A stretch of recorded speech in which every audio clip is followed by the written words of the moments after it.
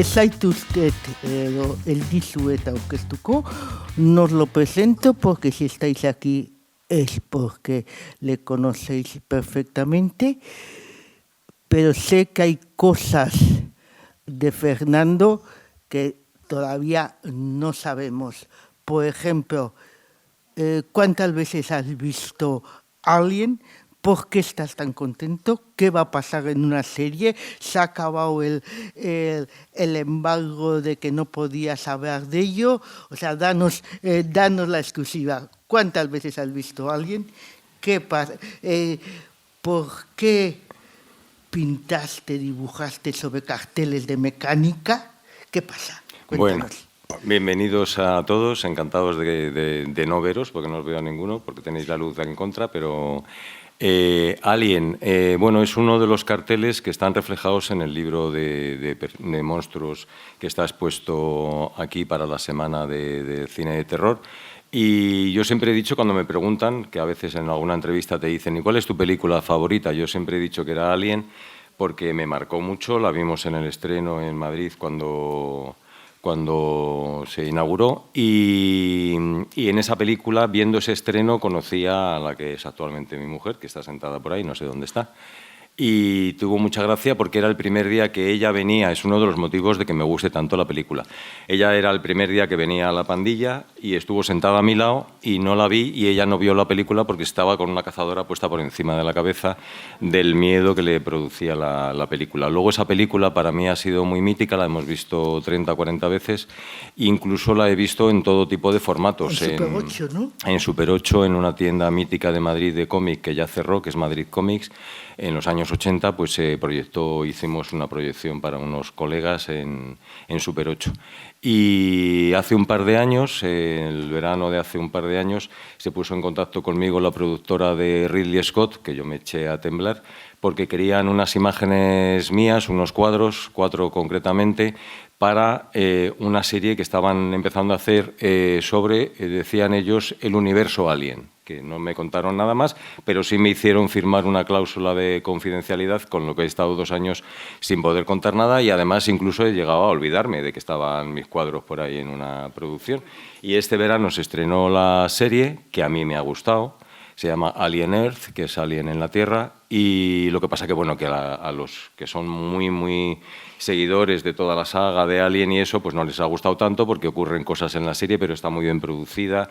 Y entonces en el despacho del dueño de la corporación, digamos, el que sería el malo de la película, están mis cuadros puestos por las paredes, cosa que me ha hecho mucha ilusión. Y que has dicho, y lo tenéis vosotros ahí en el libro, que están dibujados o pintados en carteles de mecánica, ¿no? Sí, los que eligieron son una de mis primeras... Yo soy coleccionista de muchas cosas, demasiadas. Y lo que pasa que una de mis colecciones eran carteles de mecánica de taller. Siendo una persona que no me han interesado nunca los coches, los carteles de mecánica me parecían... Bueno, y porque he ido mucho al Rastro de Madrid y allí pues he comprado mapas, he comprado láminas de anatomía, cosas que me interesaban y que he ido juntando. Y estos carteles estaban por el estudio y un día me puse a pintar con ellos y es anterior a mis láminas anatómicas, digamos, y entonces hice anatomías sobre los carteles de mecánica. Creo que hay alguno en el catálogo que está por ahí, sí. Y entonces son pinturas hechas sobre una caja de cambios abierta por la mitad o una suspensión de un coche y yo encima pintaba como para que fuesen anatomías robóticas, digamos, un poco cyberpunk. Dentro hay bielas y tornillos que yo no pintaba porque son lo que es el propio cartel y lo que hacía yo encima era pintar la figura humana, ¿no? Entonces son estos carteles los que les interesaron y los que están puestos como fondo en la serie de Alien. Ha salido ya la palabra anatomía. Sabéis que es crucial en la obra de Fernando. Me ha preguntado por el Frankenstein de Guillermo, que todavía no la he visto. Le he dicho que la criatura es magnífica y que es una obra de anatomía absoluta, un estudio perfecto de la anatomía de un ser que va a cobrar la vida. Pero quiero saber la atracción por la anatomía, esas láminas que has ido coleccionando, el juego que te provoca la anatomía, la belleza. Sé que tienes la típica figura que tú me has dado la palabra, crochet del ser humano sin piel, solamente con los músculos. También sé que cuando has visto el cartel de Frankenstein, tenéis también en el catálogo mucho Frankenstein, incluso el momento primero cuando se va hacia los polos. Entonces, todo eso, láminas, anatomía, y también esa otra noticia de que tienes una serie anatómica en éxtasis relativamente religiosa para el cual necesitas un lugar quizás como este. Sí, para escribir. que de cosas, a ver si soy capaz. Bueno, pues en estas colecciones que os cuento, yo finalmente, y el motivo de la colección generalmente nunca ha sido que finalmente yo terminara pintando sobre eso, ¿no? Tengo muchos mapas y sobre los mapas pues he hecho una serie de pintura. Y la anatomía nunca pensé, porque además es una cosa muy delicada. Quiero decir, hay gente que... Yo tengo 3 hermanas a las que no les gustan mis trabajos anatómicos porque les producen rechazo, y eso que no es nada gore. O sea, son esas láminas maravillosas. Yo tengo libros, atlas anatómicos, incluso del siglo XVIII, con unas ilustraciones que estaban hechas como pintaba Leonardo da Vinci, con el cadáver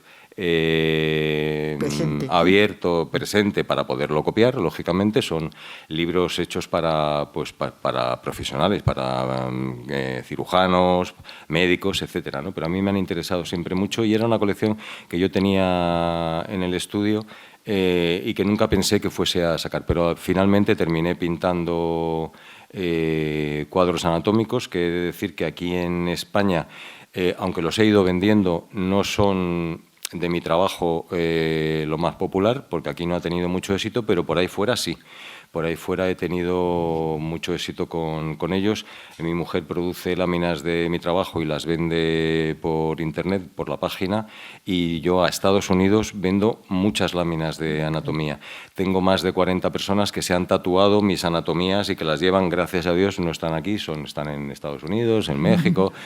Sí, porque me vino una vez a la Feria del Libro una chica que además es médico, y me dice, mira, le firmé un libro y dice, mira, te quiero enseñar una cosa. Me hizo así, me enseñó pues una lámina mía de anatomía tatuada en el hombro, y me hizo ilusión. La conozco, además me sigue y me sigue comprando cosas.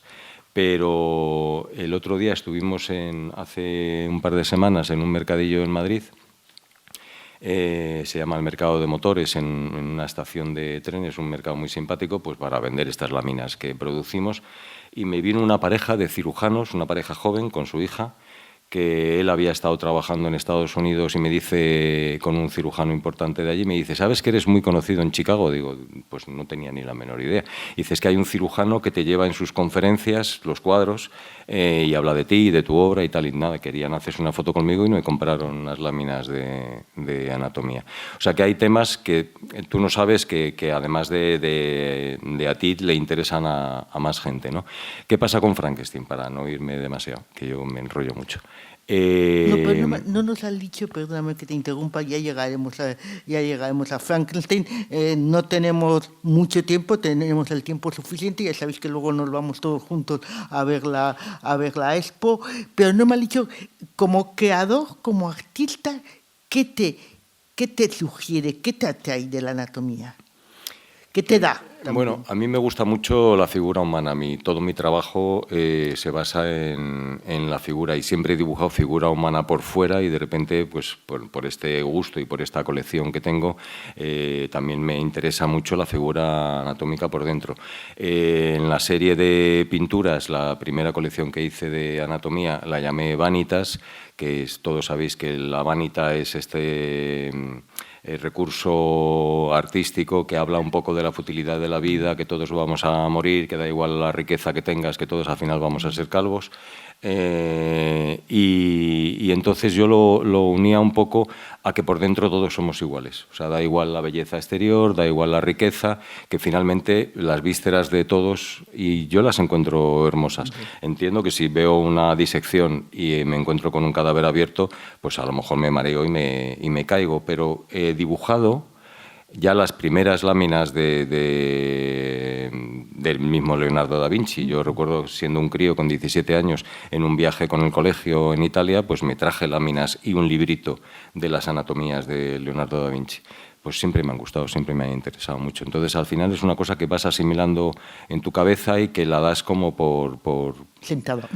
Y luego yo en Madrid, y porque me gusta mucho la figura, voy a dibujar al Círculo de Bellas Artes, hago dibujo al natural de modelos y pinto también. Y entonces entender la anatomía de dentro también te da pistas para entender la anatomía de fuera, cómo funcionan los músculos, cómo funcionan pues, el cuerpo humano, como en una posición, porque hay una cosa que he visto en Internet 30 veces, que es en el Moisés de Miguel Ángel, la escultura de mármol extraordinaria del Moisés, pues que tiene un dedo, el índice, que está abierto, y entonces se le marca perfectamente, y eso es una cosa que sale por ahí en las redes sociales, se le marca perfectamente el músculo que hace que ese índice se levante. A mí eso me interesa, me gusta mucho.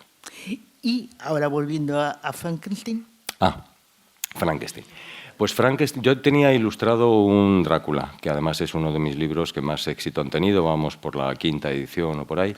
Tiene un premio nacional con Reino de Cordelia. Premio nacional, tenéis maravillosas imágenes en el catálogo. Es un libro del que estoy muy orgulloso y que además es un librazo. Quien no haya leído Drácula, yo se lo recomiendo porque es una novela extraordinaria, muy moderna. Toda está escrita con el género epistolar, todo son cartas o telegramas o una noticia del periódico, es muy, muy moderna. Y luego da miedo, es una novela que sobrecoge, ¿no? Si la estás leyendo por la noche y eso sobrecoge.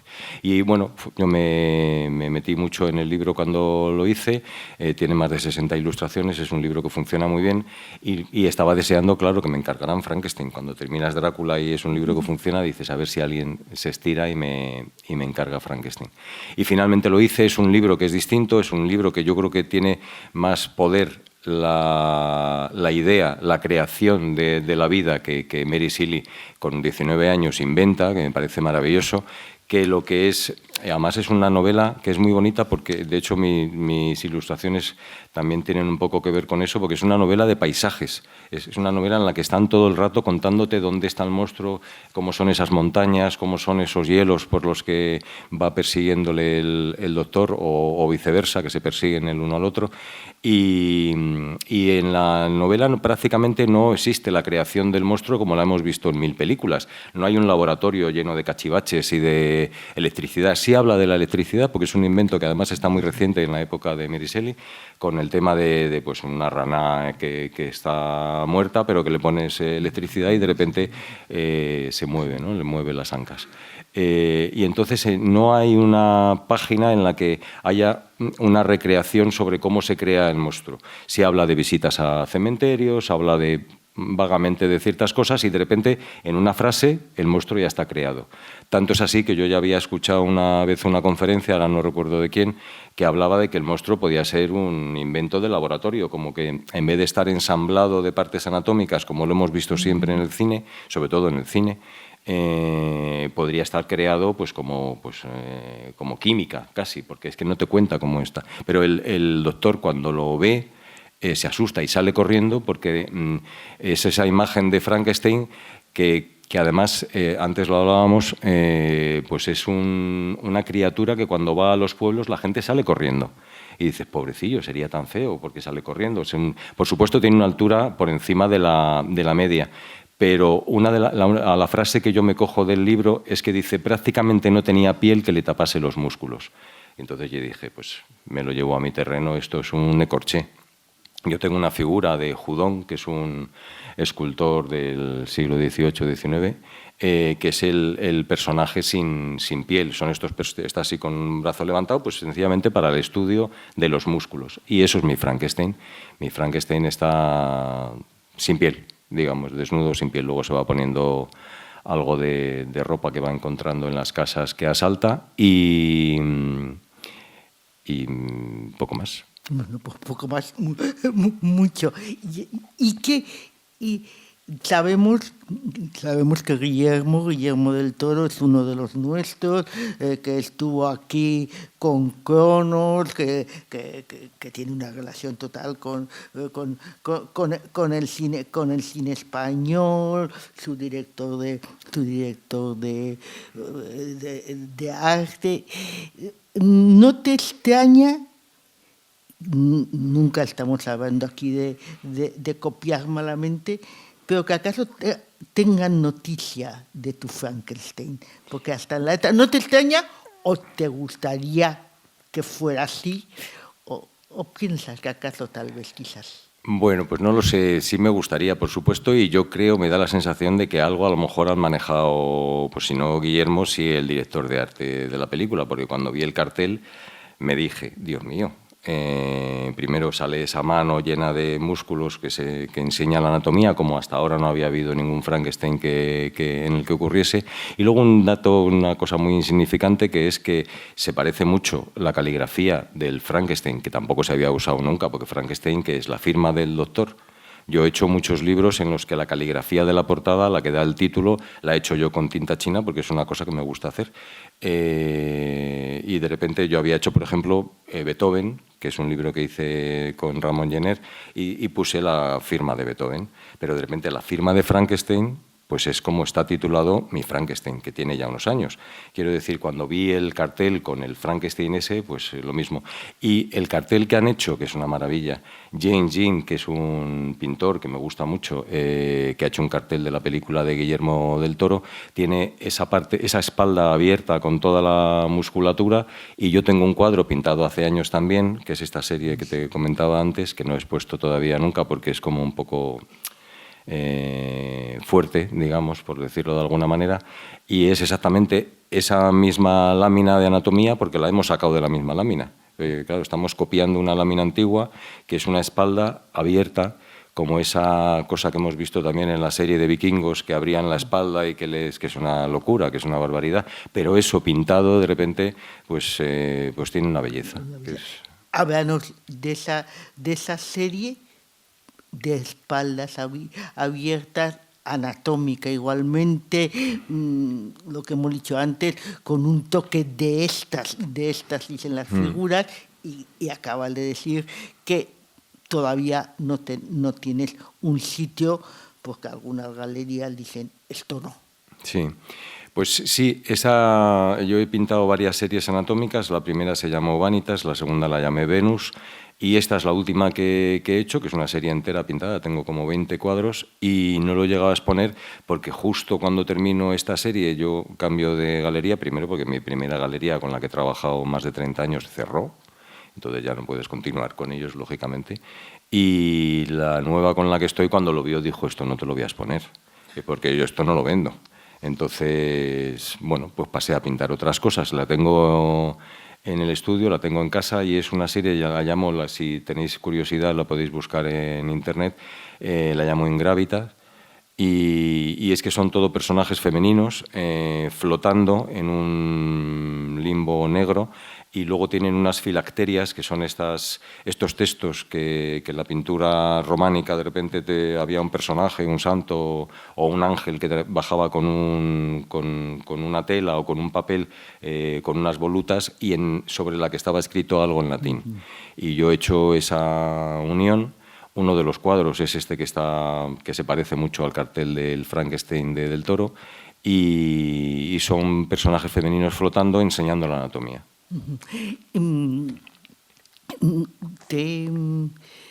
Yo te comentaba antes, buscas tu nombre en la red y directamente es pintor, ilustrador. Adoras el cómic, pero no eres autor de cómics. Has comentado que quizás porque no tienes un guionista.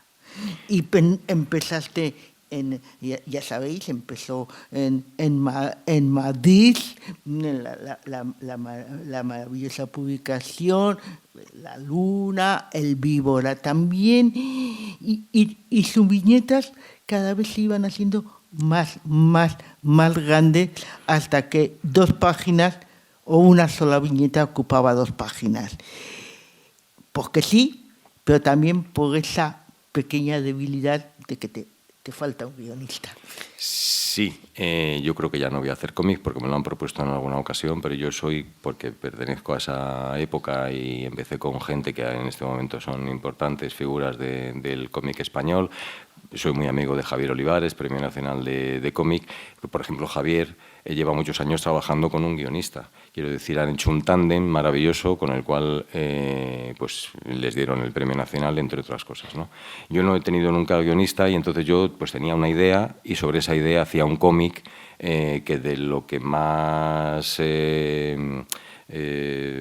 flojo estaba era del guión, lógicamente. Por eso finalmente, y eso es una cosa que he mantenido toda mi carrera, finalmente lo que hago es una ilustración que intenta contar cosas. Entonces digamos que el guión es esa idea y vamos a ver con esa idea qué hacemos. Por ejemplo, soy ilustrador de prensa, llevo 35 años trabajando con el diario El País, hago tribunas de opinión, he sido el ilustrador 15 años de Mario Vargas Llosa. Entonces yo tenía una ventanita ahí en el periódico en la que podía contar cosas y generalmente lo que trato es de hacer una metáfora visual para que no solamente sea una imagen que remita al texto, sino yo poder aportar alguna idea más de lo que dice el autor en el texto. A veces incluso contradictoria con lo que está en el texto, porque para eso es mi ventana y lleva mi firma abajo. Yo he defendido siempre... ya sé que no es, sí. O ya sabemos que no es ilustrar el texto, pero incluso puedes contradecir. Exactamente, sí. Yo creo que yo tengo derecho a, en esa viñeta, poder manifestar mi opinión, claro. Siempre siendo honesto con el texto también y sin quererle desvirtuar, ¿no? Y bueno, el cómic, pues como ya me metí en la ilustración, la pintura, no sabía que cuando me buscas en la red vengo como pintor, pero yo siempre he querido ser pintor. Mi pulsión desde que soy pequeño, desde que era un crío, es ser pintor y pintar. He estado muchos años con una galería que, como os he contado, cerró. No he podido nunca vivir de la pintura, pero sí he podido vivir de la ilustración. Y son 2 cosas que se pueden mantener más o menos a la par, porque de hecho yo siempre he pintado en acrílico y entonces para mí cambiar de hacer una ilustración sobre papel a pintar un cuadro era cambiar de soporte. Tengo una tabla de madera donde pongo los papeles y ahí hacía las ilustraciones, porque yo trabajo de pie. Todas mis ilustraciones, incluso las más pequeñas, están pintadas en caballete, porque es esa forma que tengo de trabajar.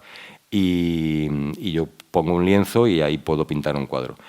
¿Qué me ha ocurrido en estos últimos años? Pues desde el confinamiento, que yo estaba en una casa que tenemos en la Sierra de Madrid, donde no tenía acrílico, no tenía papel y no tenía ningún encargo, porque todo se paró en aquel momento, pues saqué una caja que tenía de óleo y a mi edad, que ya está bien, pues he encontrado una herramienta nueva, un material nuevo con el que estoy disfrutando como un enano.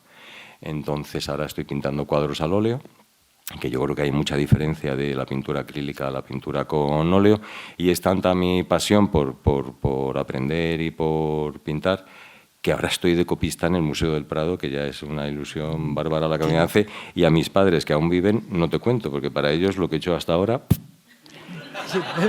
Pero de repente que esté de copista en el Museo del Prado lo ven como, bueno... Porque eso, erais prácticamente vecinos del museo, tus padres iban continuamente, ibas tú con ellos y os llegasteis a ser amigos de los copistas del Museo del Prado. Y me gustaría preguntarte, además si ahora eres tú también un copista, ¿qué se aprende copiando? ¿Qué se siente? Porque Dios mío, o sea, ya sé, y luego todos los talleres de los grandes pintores, que todos sus alumnos eran, si quieres, copistas, pero es una palabra que esconde como mucho misterio, ¿no? Copista. Pues yo creo que se está perdiendo y es una absoluta pena, pero yo tengo leído, porque he leído mucho sobre el Museo del Prado, porque me encanta, para mí es mi segunda casa en este momento. Voy todos los días, voy por la mañana, entro antes que nadie. Para cuando yo entro por la puerta le digo al vigilante, soy copista, me dan una chapita y entro antes que los turistas. Y para cuando el turista o la guía de los turistas ubica las meninas, que es lo primero que quiere, o el Jardín de las Delicias del Bosco, yo ya estoy delante de las meninas 10 minutos solo, saludándolas todas las mañanas, si es que me toca pintar por aquella zona. He estado pintando hasta la semana pasada en Velázquez, que me he pintado las hilanderas, Mercurio y Argos, Marte. Terminé la semana pasada el Cristo de Velázquez. Y la semana que viene, el martes, empiezo las Tres Gracias de Rubens, que nunca he copiado en Rubens y que me parece una maravilla. ¿Qué se aprende? Pues, como tú bien decías, antiguamente, tengo leído del Museo del Prado, a principio del siglo XX, la primera mitad del siglo XX, no había turismo cultural. La gente no iba a ver exposiciones. No había turismo en el Museo del Prado, que ahora no se puede prácticamente ni andar, porque van a morir de éxito, hay una cantidad de gente tremenda. Pero en aquella época no, lo que había eran señores mayores, porque era gratis, a pasar la mañana, dándose un paseo, y copistas. Todo el mundo ha copiado allí. Sargent, el pintor americano, que ahora están exponiéndole en el Museo d'Orsay en París, tiene copiadas las meninas 2 veces, copiadas en directo en Madrid, y algunos de los bufones de Velázquez. Sorolla tiene copias del Museo del Prado, o sea, se aprende mucho estando delante, y luego es un privilegio. O sea, a mí la gente me da un golpe, yo tengo auriculares para olvidarme un poco del turista, y a veces me preguntan, ¿y qué haces aquí? ¿Qué te parece estar aquí? Y es que es un privilegio, o sea, poder estar. Yo soy muy rápido, soy el copista más rápido del museo, con mucha diferencia porque yo soy ilustrador. Los copistas son pintores que van allí, se ponen con su caballete, con el lienzo, miran el cuadro, lo analizan, hacen una pinceladita, se retiran. Y yo, como soy ilustrador de prensa, que yo tengo que entregar una ilustración de un día para otro, incluso de la mañana a la tarde, pues me pongo delante del cuadro y resuelvo rápido. En una semana me he pintado un cuadro de Velázquez. Y nada, disfruto mucho y se aprende mucho, aunque Velázquez es difícil cogerle el tranquillo, porque no sabes cómo está pintado. Fíjate. Es maravilloso. Es maravilloso. Rubens creo que se me va a dar bien también, porque a Rubens le ves más la pincelada, pero es muy bonito. He copiado, por ejemplo, a Fortuny, el viejo desnudo al sol de Fortuny, que es una maravilla de apunte que él debió hacer en una mañana, porque se ve que está hecho a la prima y está hecho, es un apunte. Y ahí sí tratas de imitar, porque la ves perfectamente la pincelada, y de eso se aprende mucho. El texto. Te he presentado antes el libro de Felipe Mújica, Akira. Hemos hablado, te ha gustado, dicho sea de paso, y para que lo oiga Felipe, hemos hablado de la editorial, que es Diabolo, y me has dicho que, si no me equivoco, que es a esta editorial a la que le has comprado la obra de Sebastián Vives. Sí, que quiero que sea, que sé que muchos de vosotros lo conocéis, yo no lo conocía, pero cuéntanos, entre las recomendaciones que nos puedes hacer, dinos a Sebastián Vives, que tiene además un colectivo que publica con Diabolo, cuéntanos. No se te puede contar nada. No, porque lo quiero compartir con todos. Bueno, pues sí, Diabolo, para empezar, son vecinos, tienen la oficina al lado de mi casa. Me encuentro con el editor muchas veces por la calle o en la biblioteca. La biblioteca de mi barrio se llama Elena Fortún, es una biblioteca que yo vi construir hace 25 años, yo llevo... Hace 30 ya. Yo llevo 40 años viviendo en la misma casa y la biblioteca cae entre mi casa y el estudio, o sea que paso 4 veces al día por allí. Y un día me vino la directora hace años y me dijo, ¿eres Fernando Vicente? Y digo, sí. Me dice, bueno, trabamos amistad y finalmente la Comicteca, que además, según me han contado algún autor de cómic, es una de las mejores comictecas de bibliotecas públicas de Madrid, lleva mi nombre, cosa que es muy agradable, sobre todo a mis hijos les encanta. Que tenga la Comicteca Fernando Vicente. Y en esa Comicteca descubrí a Bastien Vives, que es un autor francés que me gusta mucho como dibuja. Ha hecho incluso alguna serie de corto maltés como personaje, que ya sabéis que finalmente se han hecho varias series que se continúan haciendo sobre el personaje. Y él ha hecho como un corto maltés joven, que está muy bien, que me gusta mucho. Y luego me gustan mucho sus libros. Polina, tiene varios libros que son extraordinarios. Y le descubrí un día, que es de Diablo Ediciones, la edición en España, una colección que se llama Last Man y son como manga. No lo hace él solo, tiene como un equipo de varios chicos franceses y él, y con ese mismo dibujo pues son una especie como de manga, de personajes fantásticos que hacen peleas a muerte, no te lo pierdas, en rings y eso, y me gusta mucho cómo está dibujado, y cuando conocí a la gente de Diablo pues me hice con toda la colección. La compré, ¿eh? La compré. Nos gusta comprar los libros. Sí. Entonces, como nos vamos a ir con él a la cripta, que ya ha estado con Isabel y que te ha parecido que estaba bien y que le ha gustado haber andado de cripta en cripta, ¿no? de la de San Jerónimo a la Sala Club, seguro que tendréis preguntas y ya en vez de hacérselas mientras vamos hacia el San Jerónimo, pues alguna ya caerá si os apetece, ¿no? Yo, si queréis, os hago una visita guiada de la exposición y allí podemos hablar de mi trabajo, de cómo... Sí, pero aún así todo... Sí, tenéis alguna Si te parece, para que... No sé si soy ahora. No, yo solamente quería saber cuáles son un poco tus grandes popes, a quiénes admiras más en la ilustración. Pues a mí me gusta mucho la ilustración americana.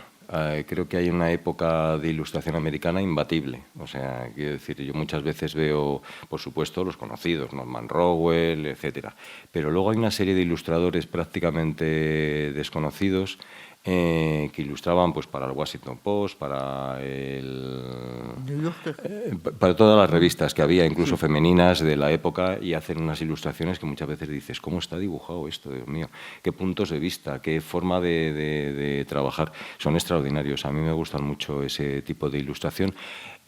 Para mí el más grande, que ha hecho mucha ilustración de esta, pero luego también hace mucha portada de novela pulp, es Robert McGuinness, que muchos conoceréis porque es autor de varios carteles de James Bond, de la saga de James Bond. McGuinness, para mí, yo hago mucha figura femenina, tengo mucha pin-up dibujada, también a través de las pin-up hay mucho autor americano que se cuela en esas ilustraciones del Good Housekeeping y esas revistas de los años 50 y 60 americanas, pero también pintaban pin-ups para de repente el Esquire o Playboy o ese tipo de revistas de los años 60 y 70. Y McGuinness hace las mujeres más maravillosas del mundo. Todos le conocéis por el cartel Desayuno con diamantes. Ese famoso cartel de la pitillera y del gato en el hombro de esta chica es el de Robert McGuinness, de Audrey Hepburn. De esta chica. Esta chica. Sí, entre nosotros, esta chica. Esta chiquilla. ¿Alguna? Ay, por ahí. Muy buenas. Como copista, todos los estilos que has podido ir viendo en los diferentes autores, ¿en qué parte han influido sobre tu propio estilo y en qué manera te han podido ayudar en esos momentos difíciles en que no sabes cómo abordar un personaje o cómo abordar una posición o cómo abordar algo que realmente te te puede perturbar y decir, no soy capaz de hacer este caballo o esta perspectiva no me sale. ¿Hasta qué punto te ha podido influir o te ha podido ayudar el hecho de ser copista y haber visto un poquitín los estilos y maneras de otros? Gracias. De momento no mucho, porque llevo 1 año y medio así copiando. En este año y medio me he pintado 14 cuadros, o sea que voy a mucha velocidad. Pero sí aprendo sobre todo de la técnica, del cómo está pintado, porque yo hago obra mía personal, pintada al óleo también, pintada al óleo desde hace unos años, como os he contado, y entonces quiero que esa obra cada vez, de hecho, lo que estoy pintando, que a ti te gustaba un cuadro que me contaste ayer, que es una Lady Macbeth, la Lady Macbeth, pues estoy haciendo la tenéis que ver, es magnífica, dentro de sus heroínas. Está bien que reconozcamos a Lady Macbeth. Pinto siempre un universo femenino, con personajes femeninos, pues una Lady Godiva, Lady Macbeth, en fin, cosas así que son sencillamente excusas para pintar. O sea, ¿qué vas a pintar? Pues bueno, voy a buscar aquí en el imaginario, pues como han hecho siempre los pintores. Los temas siempre se repiten. Vas al Museo del Prado o Museo del Louvre y entonces ves pues una Lucrecia, que es la que se está matando con un puñal. Yo también tengo pintada una Lucrecia, las Tres Gracias, temas que siempre se repiten. Yo lo que quiero aprender es para esos personajes míos, que lo que trato de hacer es personajes clásicos, pero desde un punto de vista moderno, o bien por la vestimenta o por el tipo de pelo o de peinado que tienen, o porque les pongo tatuajes, que es una herramienta que me sirve para que una cosa que podría ser un cuadro antiguo, aunque se ve que no es un cuadro antiguo, pero de repente es como si agarras yo he pintado una Lucrecia, pero tiene todo el brazo tatuado. Entonces ves que es como si coges a la Lucrecia antigua y te la traes al presente, la agarras de las solapas y te la traes rápidamente, porque con tatuajes no te encuentras ningún cuadro en el Museo del Prado. Yo trato de hacer eso. Y el fondo, de repente, pues por no pintarle en una estancia que no conozco, que me voy a inventar y que va a quedar una cosa, lo que he hecho, por ejemplo, en estas series últimas que he pintado, son esos fondos de paisaje renacentista, un poco a lo Patinir. El Bosco también tiene muchos paisajes de esos. Y entonces eso es lo que aprendo más en el Museo del Prado. Acabo de pintar las Tentaciones de San Jerónimo de Patinir y claro, yo he disfrutado mucho pintando ese fondo, ese paisaje, porque Patinir es el gran creador de los paisajes renacentistas, es el primer paisajista importante que hay en la historia de la pintura. Y bueno, poderlo copiar del natural pues es una maravilla. Vale, hemen utziko dugu, lo dejamos aquí y nos vamos hacia lo viejo a ver la exposición.